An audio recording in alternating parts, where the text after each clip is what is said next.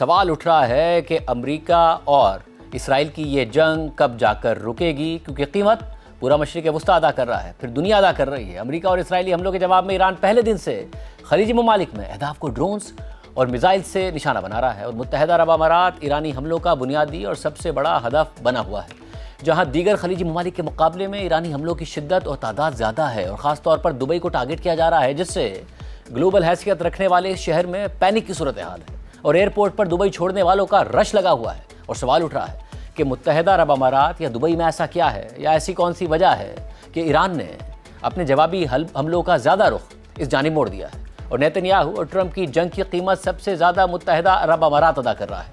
जबकि मगरबी मीडिया भी ये सवाल उठा रहा है कि मुत्तहिदा अरब अमारात में ज़्यादा हमले क्यों हो रहे हैं। CNN ने अपनी रिपोर्ट में लिखा है कि अमेरिका और इसराइल ने ईरान के साथ जंग छेड़ दी, मगर इसकी कीमत मुत्तहिदा अरब अमारात अदा कर रहा है। ईरान ने खबरदार किया था कि ईरान पर कोई भी हमला पूरे खित्ते को लपेट में ले लेगा। अमेरिका और इसराइल ने या तो ईरान की इस बात पर यकीन नहीं किया या उसे कोई बड़ा ख़तरा नहीं समझा, लेकिन इस जंग को अब 13 दिन गुजर गए हैं और खलीजी ममालिक इसकी कीमत अदा कर रहे हैं और सबसे ज़्यादा मुत्तहिदा अरब अमारात मुतासिर है।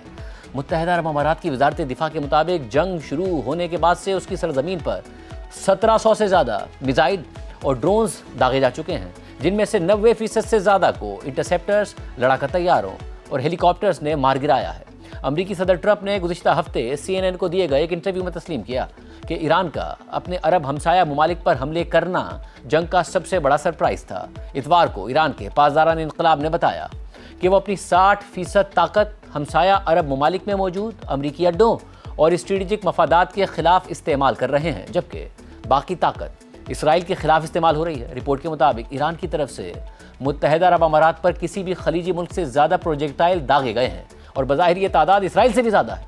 इनमें से कई प्रोजेक्टाइल्स गुंजानाबाद शहरी इलाकों में घरों, दफातर और सड़कों पर गिरे हैं, जिनसे अब तक 6 अफराद मारे जा चुके हैं जो आम शहरी थे। CNN के मुताबिक सवाल ये भी है कि मुत्तहिदा अरब अमारात में दुबई ही को क्यों निशाना बनाया जा रहा है। इस हवाले से लंदन स्कूल ऑफ इकनॉमिक्स में बैनुल-अक़वामी ताल्लुकात के प्रोफेसर फवाज जर्जिस कहते हैं कि दुबई दरअसल ग्लोबलाइजेशन का मरकज़ है। ईरानी रहनुमा दुबई को वेस्टर्न ग्लोबल इकनॉमिक सिस्टम की बुनियाद समझते हैं। इस पर हमले से सिर्फ दुबई और मुत्तहिदा अरब अमारात ही नहीं बल्कि पूरी आलमी मईशत हिल जाती है। रिपोर्ट के मुताबिक परसेप्शन बहुत अहम होता है। दुबई के एक बैनुल-अक़वामी होटल के सामने आग लगने की तस्वीर या दुबई इंटरनेशनल एयरपोर्ट के अहाते में हमले की खबर आलमी तवज्जो हासिल कर लेती है तो हज़ारों गैर मुल्की बाशिंदे और सयाह मुल्क छोड़ने की कोशिश करते हैं। उनका नफ्सियाती असर बहुत बड़ा हो सकता है। प्रोफेसर फवाज जर्जिस ने यह भी बताया कि ईरान पर सख्त तरीन पाबंदियों के दौरान बरसों तक मुत्तहिदा अरब अमारात ही ईरान का मुआशी लाइफ लाइन का किरदार अदा करता रहा। एक अमाराती अहदेदार ने CNN को बताया कि ताल्लुकात बिलाखिर मामूल पर आ सकते हैं, मगर एतमाद बहाल होने में दहाइयाँ लग सकती हैं। मुत्तहिदा अरब अमारात ईरान के सबसे बड़े तिजारती शराकतदारों में से एक है और चीन के बाद दूसरे नंबर पर आता है। सख्त अमरीकी पाबंदियों के दौरान भी ईरान और मुत्तहिदा अरब अमारात के दरमियान तिजारत बढ़ती गई। वर्ल्ड ट्रेड ऑर्गेनाइजेशन के मुताबिक 2024 में दोनों ममालिक की दो तरफा तिजारत 28 अरब डॉलर्स थी। इसी तरह तकरीबन 5 लाख ईरानी शहरी मुत्तहिदा अरब अमारात में रहते हैं, लेकिन ईरान हालिया हमलों के जवाब के तौर पर मुत्तहिदा अरब अमारात और अमेरिका के दरमियान दहाइयों पर मुहित स्ट्रेटेजिक इत्तेहाद का हवाला देता है।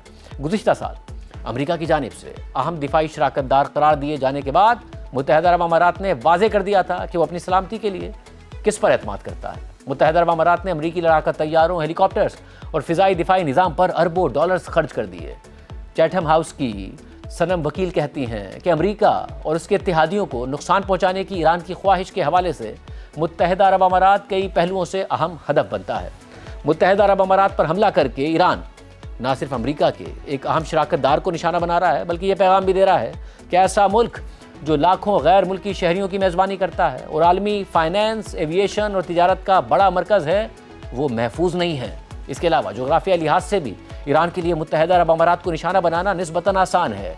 ईरान और मुत्तहिदा अरब अमारात के दरमियान सिर्फ 100 किलोमीटर के करीब समंदरी फासला है, इसलिए ईरानी मिसाइल्स और ड्रोन्स को अमाराती साहिल तक पहुंचने में ज़्यादा वक्त नहीं लगता। रिपोर्ट के मुताबिक मुत्तहिदा अरब अमारात ने ईरान पर मुमकिन हमले की सूरत में अपने फौजी अड्डों या फ़िज़ाई हदूद के इस्तेमाल की इजाज़त नहीं दी थी। इस मौक़िफ़ के बावजूद मुत्तहिदा अरब अमारात महफूज नहीं रह सका। रिपोर्ट के मुताबिक ईरान का पहला हदफ होने की वजह से मुत्तहिदा अरब अमारात का ईरान पर हमले का शौक जल्द ही गुस्से में बदल गया।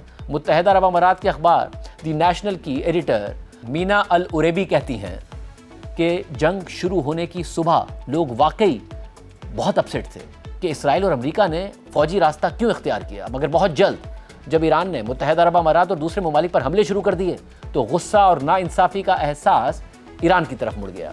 پھر جب ایرانی صدر مسعود پزشکیان کا معذرت کا بیان سامنے آیا کہ ایران اب اپنے ہمسائے ممالک کو نشانہ نہیں بنائے گا تو اس سے امید اور اطمینان پیدا ہوا، مگر یہ زیادہ دیر قائم نہیں رہ سکا۔